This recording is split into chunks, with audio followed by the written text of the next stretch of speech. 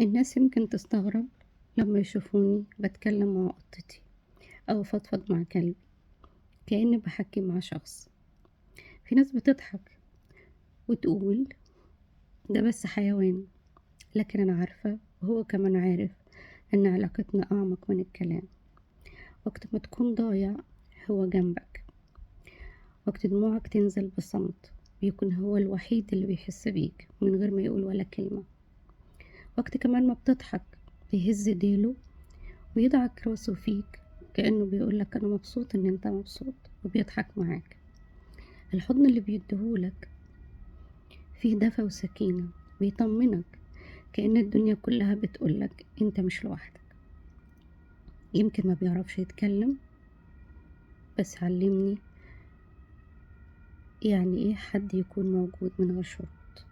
لو عندك حيوان أليف خده في حضنك دلوقتي وبصله وقوله من قلبك شكرا على كل لحظة كنت فيها جنبي من غير ما أطلب.